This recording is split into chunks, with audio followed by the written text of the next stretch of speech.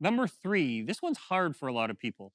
It's the initiation, and it's the moment that the character decides to take on the conflict, right? So we bring you in with a hook, then we have a conflict, but the initiation is the moment that the character decides to take on the conflict.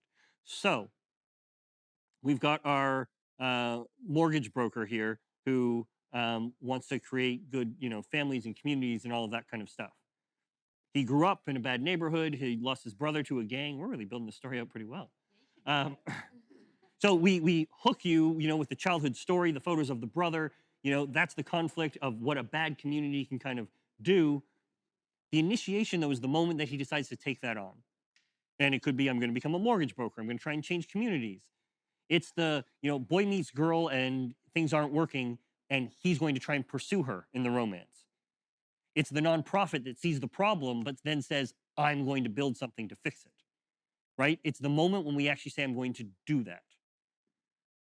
And what's important is that that signals the transition into the journey. You can think of a very simple conflict of, we have a lot of like break and enters in Portland with like window smashing, right? People smash windows and like grab stuff out of the back. It's conflict, right? You leave here and somebody smashes our window and takes my luggage for the airport tonight. That's conflict. Now, if I just go to the airport and fly out and go, whatever, we'll figure it later. Good story? No, right?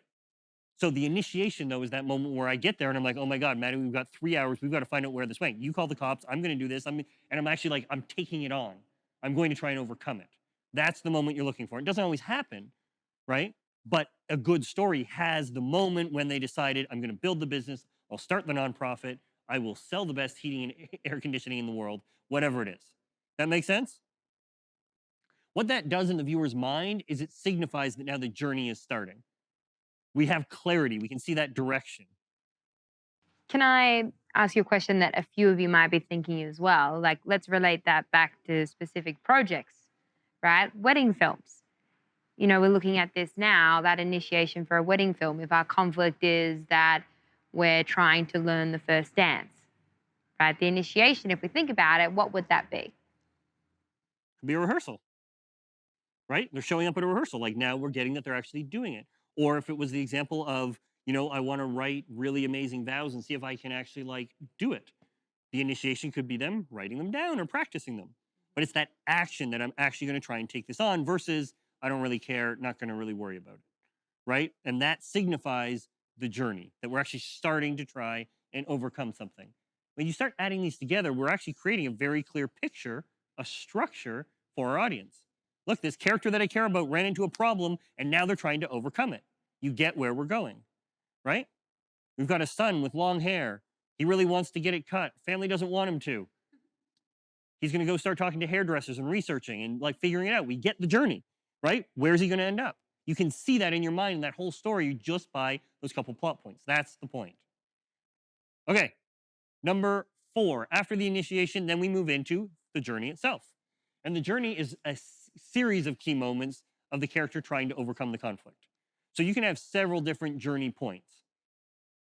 What happens if let's go back to my car getting broken and I'm going to the airport tonight, and so I go in and I look at it and I'm like, Maddie, we've got to find this. I've got all my clothes. We're gone for 14 days, Oh and then no. Maddie turns around and is like, oh, it's on. They left it on the ground.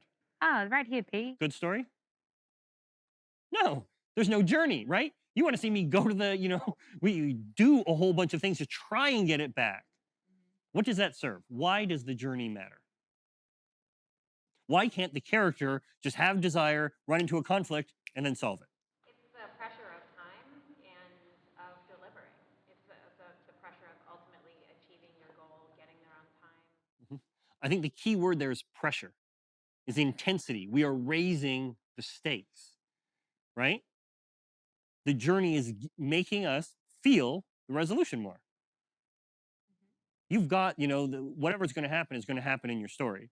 They're going to launch the heating air conditioning company, or they're going to sell the house. They're going to create the nonprofit. That's going to happen. Your goal as the storyteller is to make me as emotionally connected as possible. And that's what the journey does. It raises the stakes. So you've got to show the things I had to do and make it more challenging and show everything that I did to get there. Not everything. It's going to be too much and boring, right? But we're using the journey to help build out and separate the conflict and the resolution. Does that make sense? Hopefully we're starting to see how we can look at the different elements and start classifying them where they could go, right? We're going to open here. We'll have a conflict. Here's the initiation, the journey they're going to go on, which is then the next point, which is the resolution, which is quite simply the answer to the conflict, right? And this is that story arc. We bring in on conflict, we go on a journey, and then we resolve it. Now, a common question we have as it relates to the resolution, the answer, the crescendo, is does it have to be right? Does it have to be yes? Do you have to win for it to be a good story? You've got the bride and groom, and they're trying to do their wedding vows or something like that, and they're really excited and they want to be able to kind of deliver them. And she gets up there and she just can't do it, and so she's got to go away and like private and share them. So the answer was like no. Is the story ruined? What actually is the thing that will kill your resolution? If it's not whether it's yes or no, what is the thing that totally makes it fall apart? If the character has no what?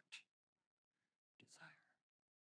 They can fall apart, they can fail, but they better care.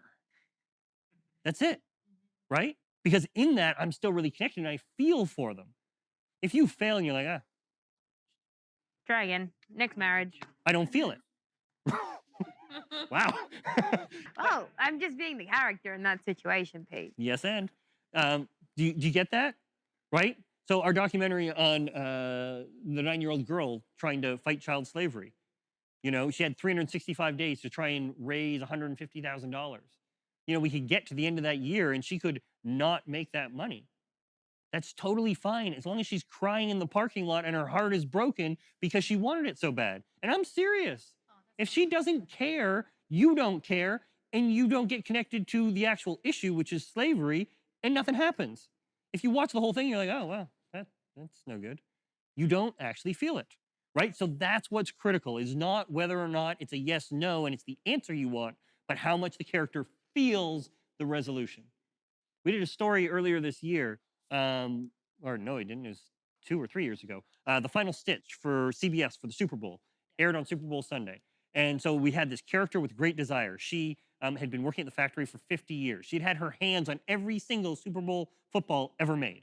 Super Bowl 50, she's retiring at 50 years. Unbelievable. She's made every single ball, right?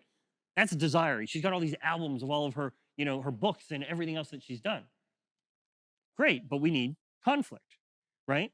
And so as we kind of dove into that, the one thing she's never had is been able to walk onto the field for the Super Bowl. She's never been able to do that. It's kind of simple, but it's like she spent her life making footballs and she wasn't able to like be in the middle of that energy. So we can get that desire and that conflict. You want to see if she can do it. The more you care about her, the more you want to see if she can do it. I had people who hate football emailing us that they were like in tears because of the character with strong desire.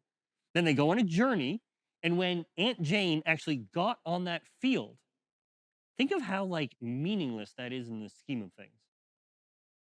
It's a 6-year-old woman walking on grass.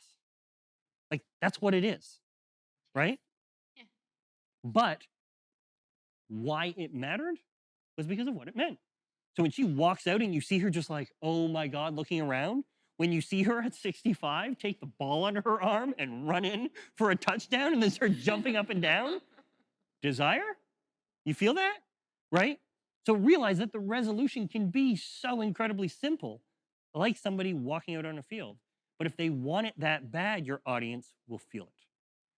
That's what we're going for. That's why all of these things matter. They don't just matter in the beginning. They matter when you get here to the moment where you want to just knock your audience out and have them feel it.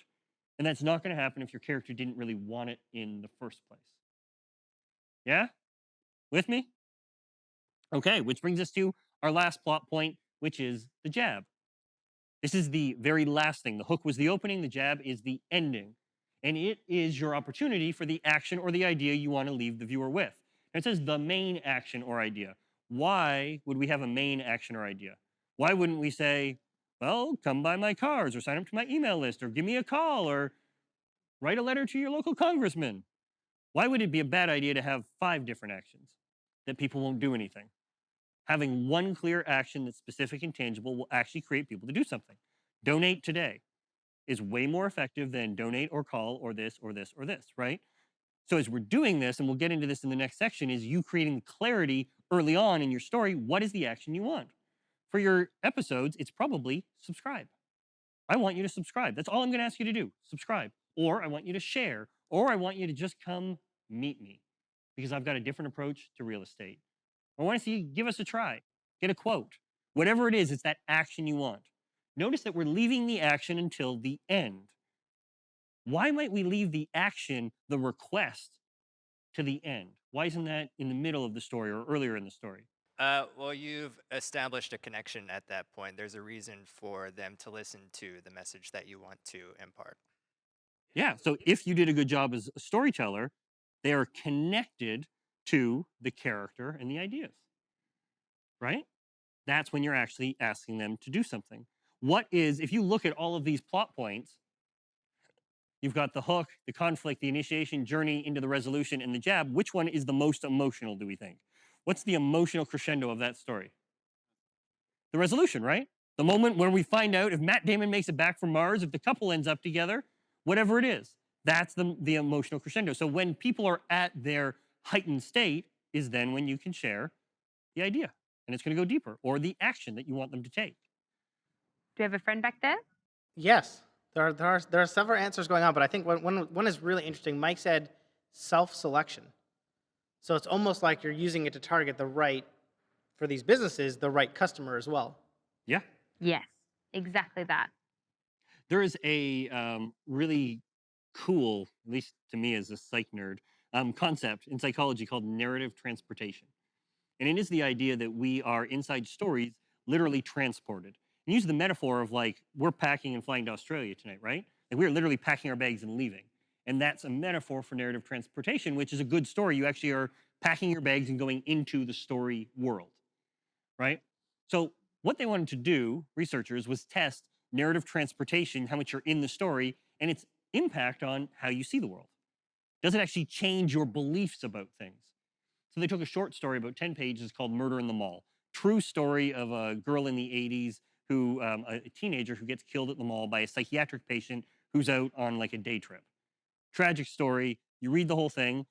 And then what they're doing though is going, okay, so read this story, and then we're going to test and see how you see the world. In terms of, do you think the world's fair? Do you think we should have tighter controls on psychiatric patients? Things that would relate to the story itself, right?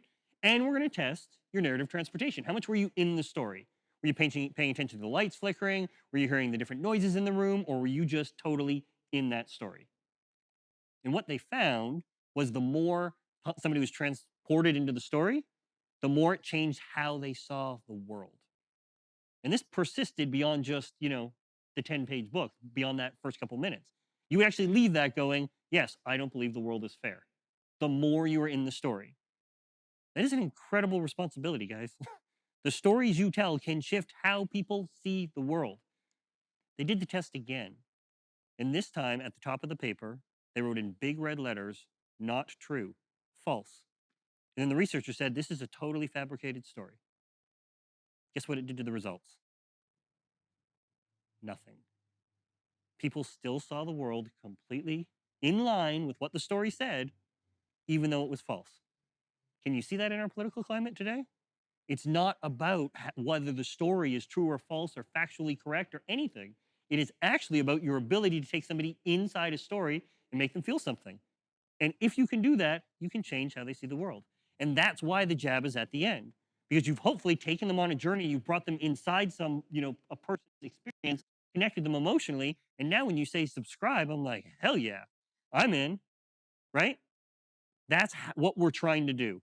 Because all of you are getting hired to make films to get more clients for the mortgage broker, or to get more, heating and air conditioning clients, or you've got a local nonprofit, right? And so you want to raise funds.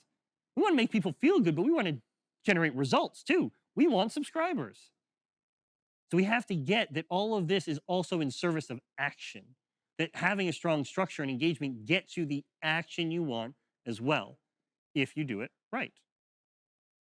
That makes sense? We're seeing that? So we've got 6 plot points. We've got the hook, into the conflict, into the initiation. That sets up our beginning. Then we go on a journey. There's a resolution, and there's a jab. And so what we are suggesting is as you're actually looking and building out your story, before you show up, you're going, what are these 6 points? When you're thinking about an episode, you're going, okay, so for this episode, what's our hook? What's our conflict? What's the initiation? What's the journey we go to, the resolution, and then the jab, right? Building that out, that alone is going to create much more clarity in anything you shoot. Okay, so we're going to try and build that out.